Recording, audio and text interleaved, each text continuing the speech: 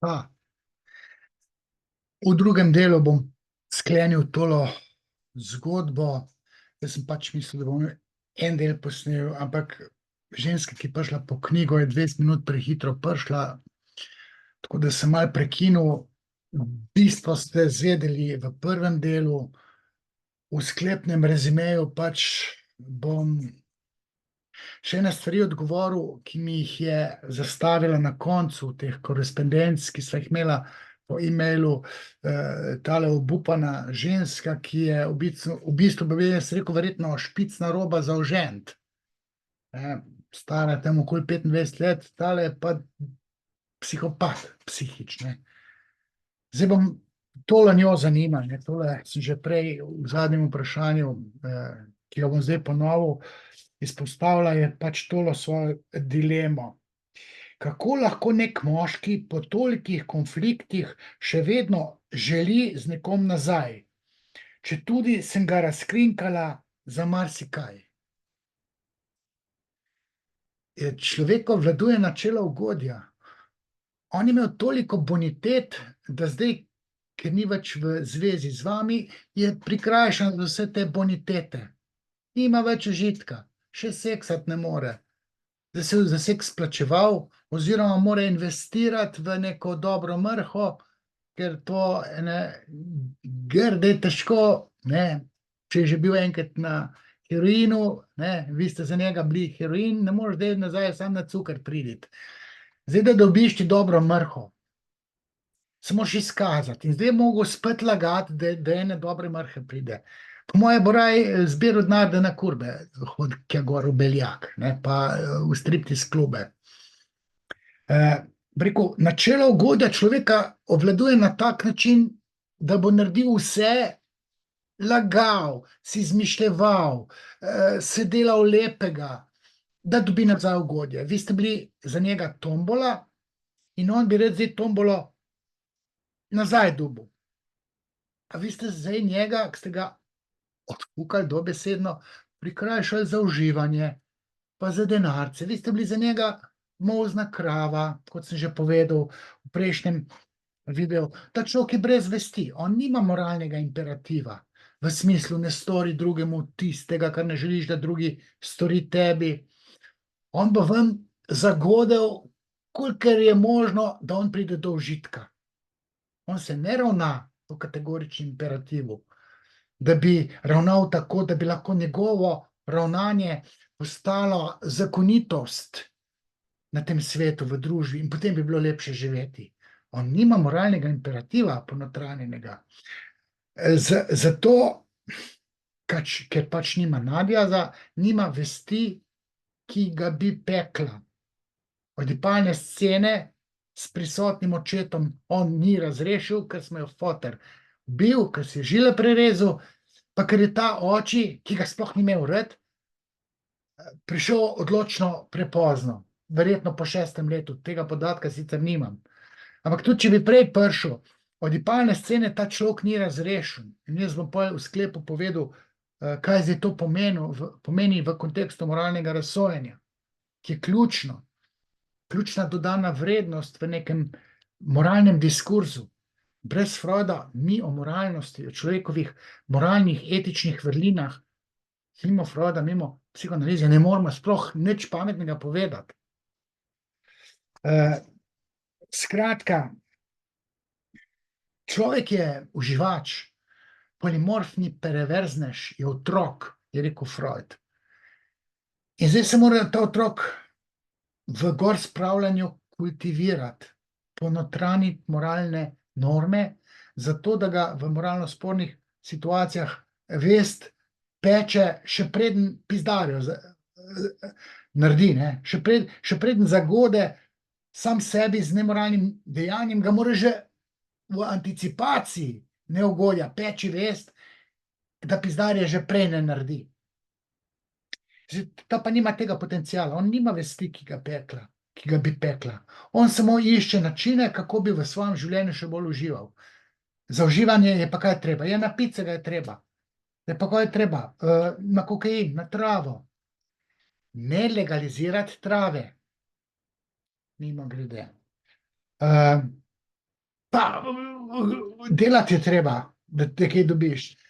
Ali pa treba na loto jeti, ali pa v kazino, spletne igralnice, tam imaš pa možnost, da zaslužiš. Ali pa da bankrotiraš. Pa si moraš pa denar sposojati. Njemu ni nič hudo, če se denar sposodi.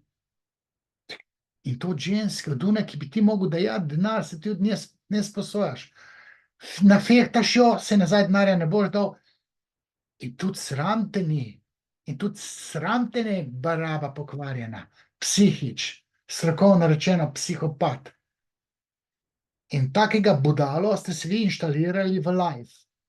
Ker ste dovolili, da je ta najbolj predrzen fuk fehter prišel do vas, pa vas je pa enkrat dober nažgal, se vam pa novo vesolje odprl. Jo ima tako dobro poseksa.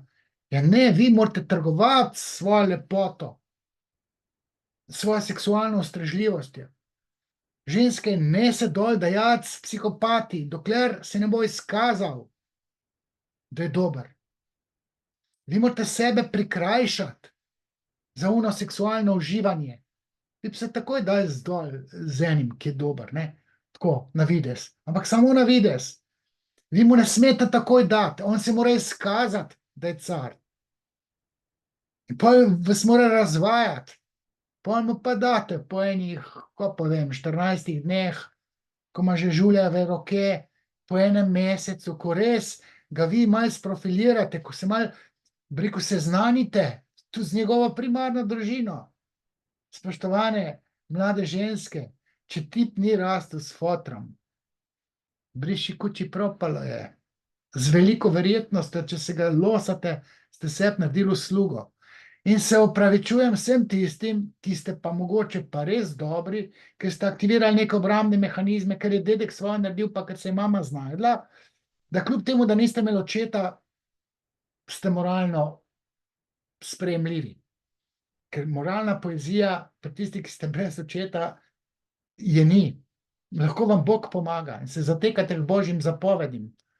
Biblijo, ne vem kaj, evangelijem, tist verta, tist se naučite na pamet in probite, kaj če me Bog vidi. Ne smem grešiti, ker me Bog vidi. Vse tisti, ki ste brez fotra, tako ne morate čutiti, da Bog obstaja. Razen če vas je mama, ki je v tisto cerkev basala, ki ste bili 3 leta star, pa ste že mogli tam, pa ministran, pa ne vem ko. Bog vas lahko reši tukaj. Ali pa razvijete šizotipsko motnjo, ne? Pa ste pa fanatično ubogi. Pa v Bogu. Ne, ste ubogi, ampak najdete rešitev v Bogu. Temu se reče šizotipska motnja. To je verska blaznost. Pa če poimensko zdaj kdo to ima, ne bom. Se sam zdaj, ker zanč neki se protivil, ker sem tole malo namignil. Pa repliciral v teh 600 postih, ko so že replikah pod podcastu Klemna Selakoviča. Ok, kaj je zdaj še tole vprašanje mi naslavlja? Zakaj mi še vedno po koncu zveze teži preko vseh možnih mailov in drugih oseb, če mu dajem hladnokrvno vedeti, da ga ignoriram, ves čas ga ignoriram. Zakaj on še vedno teži? Zato, ker se ni pripravljen odreči užitku. On bi še vedno čuti, da se vas da prepričati. Bo lagal, ne vem, ko pes. Ne, se pes ne laže. Lagal bo, si izmišljeval, se upisal v tečaj glume, bo odglumil prijaznega, se bom popravil, šel na kolena, se kesam. Laže ko prasc. Ne klecnit pred takšnim psihičnim, kot ste mu vi rekli. Jaz bom rekel, pred takšnim psihopatom ne smete popustiti. Če je treba, si morate pomagati s policijo, da dosežete prepoved približevanja. Skratka, on bi rad pač nazaj v živo, ne? Vi ste pa tam neka bližnica do uživanja, do lagodnega življenja, se verjetno tudi kuhate, ne? Ja, ker pa treba denarnico odpreti, morate pa vi plačevati. On bo imel pa za kazino, pa za nekurbe.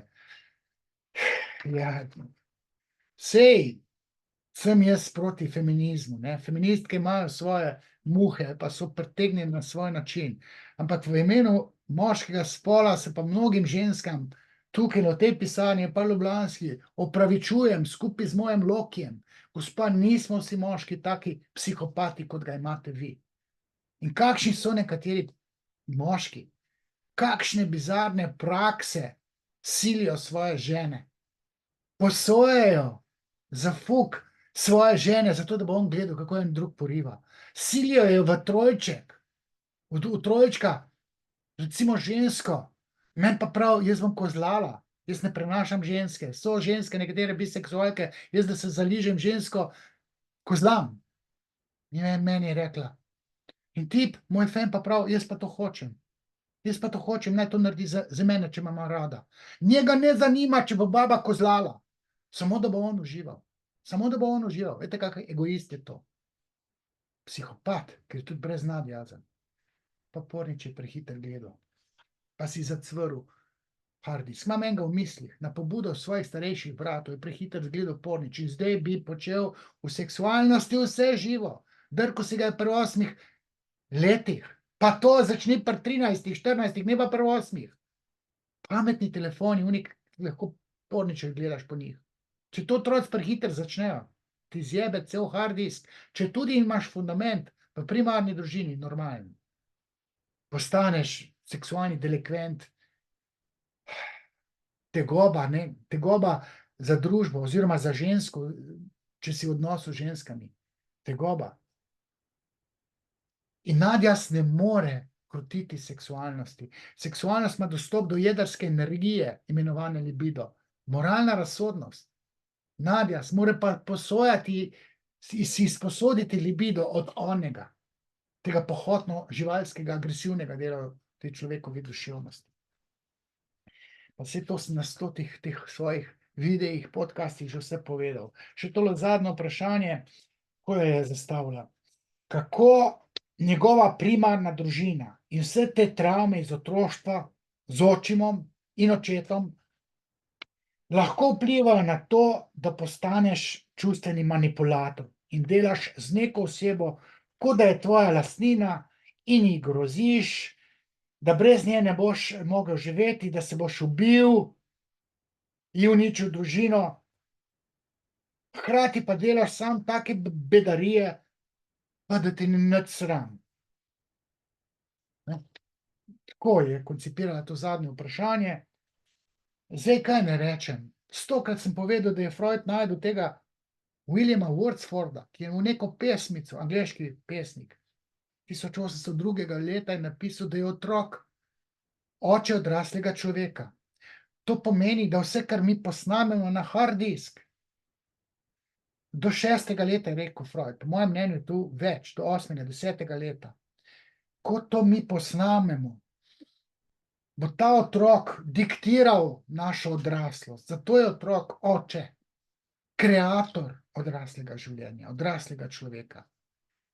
In Freud je bolj na moškega mislil, ker ženske so zblojene na svoj način, če je primarna družina disfunkcionalna.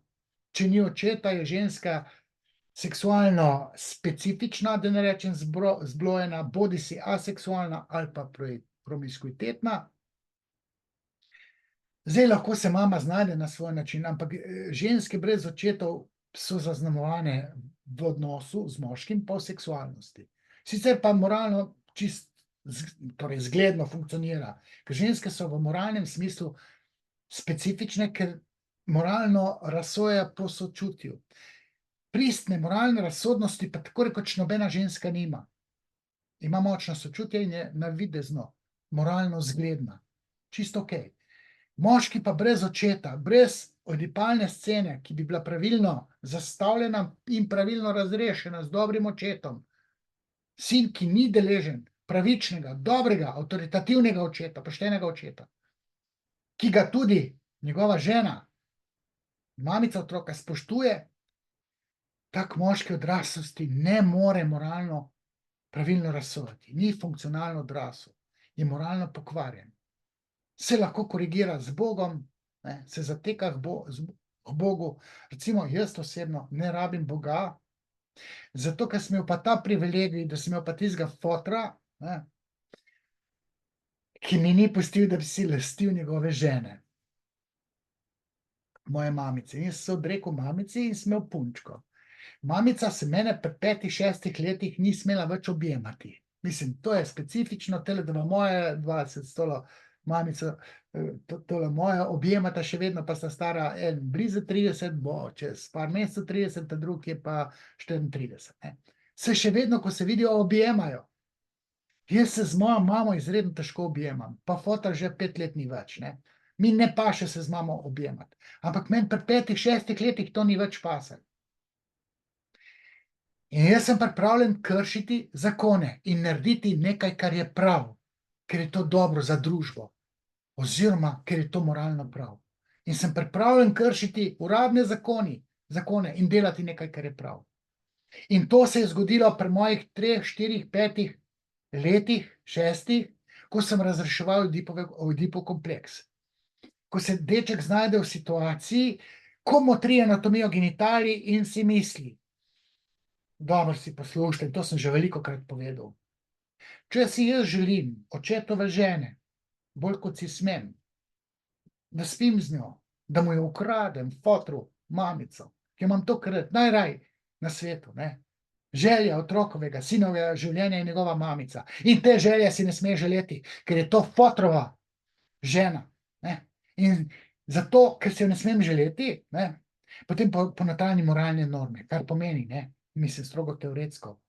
Če si jaz želim fotrove žene, moje mamice, sledi kastracija, ker sem v tem obdobju soočen z anatomijo genitalij nasprotnega spola.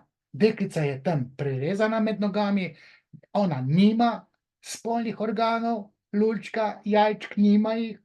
Deček misli, da je deklica bitje brez spolnih organov, Bog ne daj, da jaz to ratam. Kdaj bo pa jaz to ratal, če si potrebe žene želel? Ne smem si jo želeti.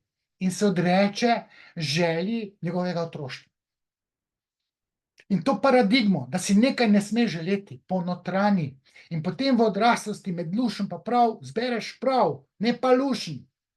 In ta psihopat, ker nime oedipskega očeta, on pa zbira lušen. Lušni biti pijan, lušni od babe si denar sposojati. Če brez denarja ga ne boli toliko, kot nas boli prave moške, moški brez denarja, si brez kurca. Kdor nima denarja, še v joške ne smeš gledati. Kako je že, sem ga že v prejšnjem videu povedal, na razočarani gospodini pri seksologu. Reče soigralka. Jaz rečem, kdor ne dela, ona pa ne, naj ne dela. Kdor ne dela, naj ne je.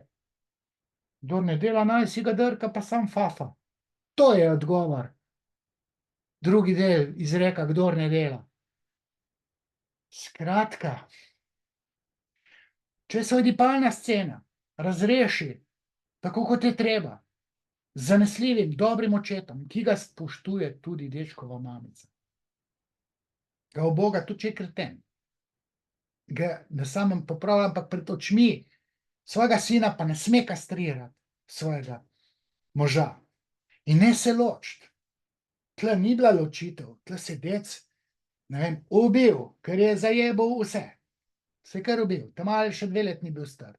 In rasel brez očeta. To pomeni, da moralnega kompasa on ne more imeti. On bi samo užival, videti lepo babo in gre fehtati. In ona klecne in potem sta par. In potem ga je ona šele najebala. In tale Suzana je klecnila pred nepravim moškim, ona pa ima pravega očeta, pravega moškega. In ona ve, da to ne sme biti moški tako, kot je njen ex-partner.